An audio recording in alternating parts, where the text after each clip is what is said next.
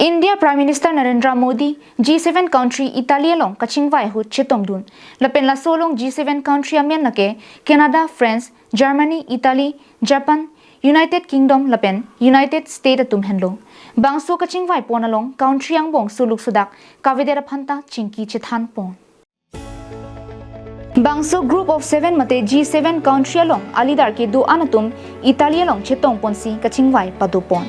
Lasohut India Prime Minister Narendra Modi sitame chetong dunsi India long alam chingki chethan padodun Bangso long China pen Ukrainian tumaphan sitame ke pha padopondo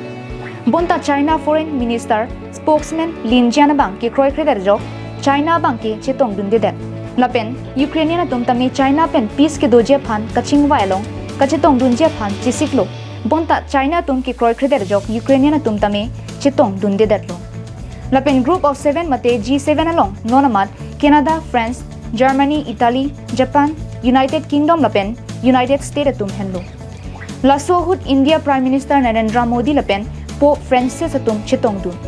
Lapen G7 countries along kachingvai pon alam theke jasimet country along suluk sodak pen danglok pinangan akisung along sitame kachera padopon je phansi chingki chethan pon padulong.